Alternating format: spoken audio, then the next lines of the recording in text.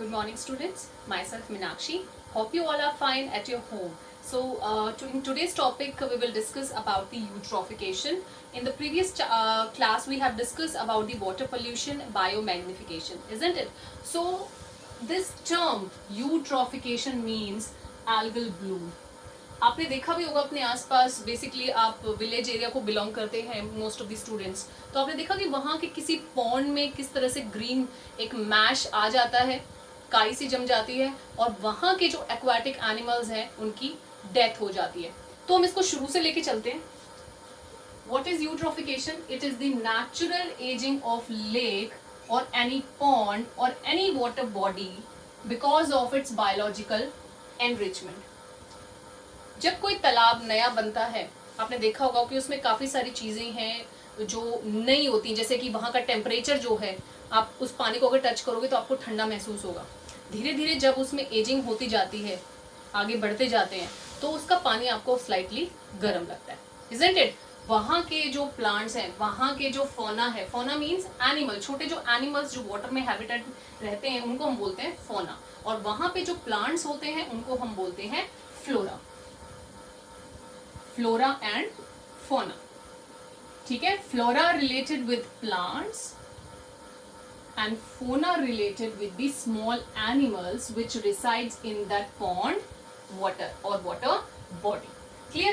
तो धीरे धीरे उस तालाब का एजिंग होना, उसको हम बोलते हैं यूट्रॉफिकेशन. और ये आपको पता होगा कि जनरली ये होता किस वजह से है. उस पानी के अंदर जो एल्गी है, ठीक है, माइक्रो ऑर्गेनिज्म भी हैं उस पानी के अंदर, जो प्लांट्स हैं, जो एनिमल्स हैं, वहां पर जो न्यूट्रिएंट अवेलेबल है, क्योंकि नए तालाब के अंदर नाइट्रोजन और फास्फोरस ज्यादा होता है, जिसको अपटेक करके ये अपनी ग्रोथ करते हैं, ठीक है. सो धीरे धीरे बढ़ने के साथ साथ उस तालाब का क्या होगा, वो पुराना होता चला जाता है, उसमें एजिंग होनी शुरू हो जाती है. एंड ये कोई फास्ट प्रोसेस नहीं है, बहुत स्लो. ऐसा नहीं है कि आप रात को सोए, सुबह तक आपको पूरा तालाब के ऊपर ग्रीन मैश नजर आएगा, नहीं. It's is relatively slow process, ठीक है. अब इस प्रोसेस को हम थोड़ा सा स्पीड अप कर देते हैं. कैसे करते हैं स्पीड अप?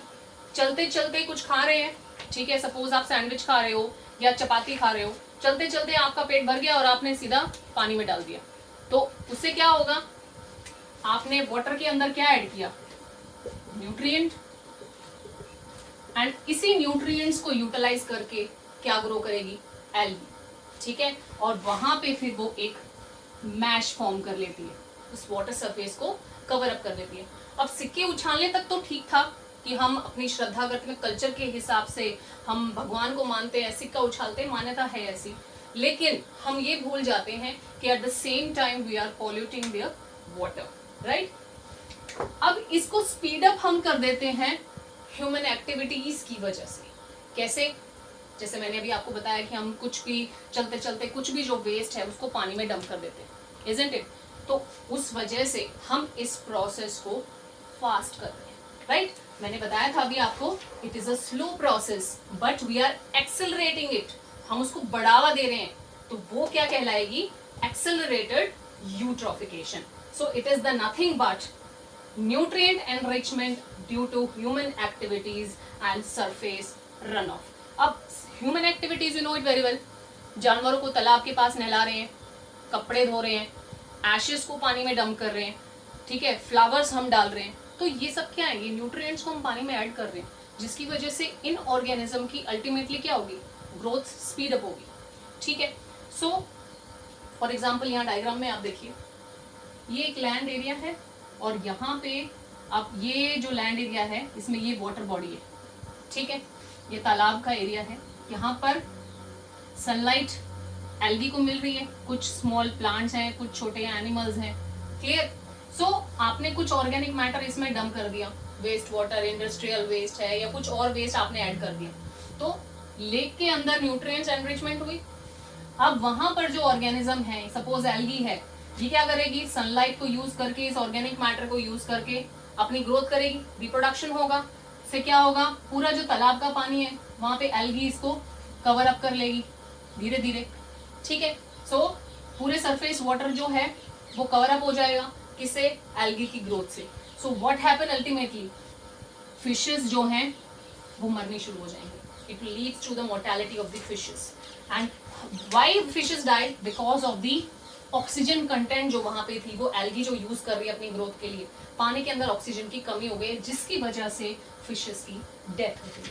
समझ रहे हैं? So this is what about this topic eutrophication, कि यहाँ पर जो नेचुरल एजिंग हो रही है लेक की, उसको हम स्पीड अप कर रहे हैं अपने एक्शन से, राइट? एक और टर्म मैंने आपको बताई थी, सरफेस रन ऑफ.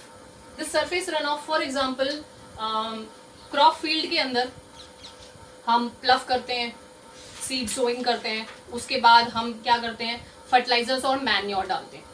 आजकल मैन्योर इतना रेट पे नहीं डाला क्योंकि उससे जो पैदावार है इतनी उभर के सामने नहीं आती, जितना हम फर्टिलाइजर डाल रहे हैं उससे ज्यादा पैदावार होती है. You know it very well. और वो लगता भी कम है.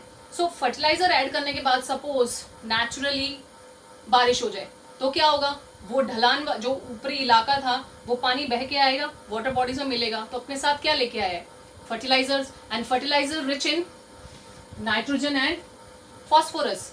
तो ऑब्वियसली क्या हुआ वाटर बॉडी के अंदर, न्यूट्रिएंट एनरिचमेंट, जिसकी वजह से क्या हुआ, यूट्रोफिकेशन, राइट?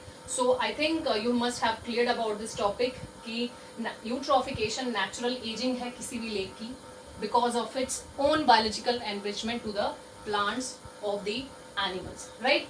अब इस प्रोसेस को हम स्पीड अप कर रहे हैं बिकॉज ऑफ आवर एक्टिविटी, जिसकी वजह से क्या होगा, जो वहाँ की जो एक्वेटिक लाइफ है वो डिस्टर्ब होगी.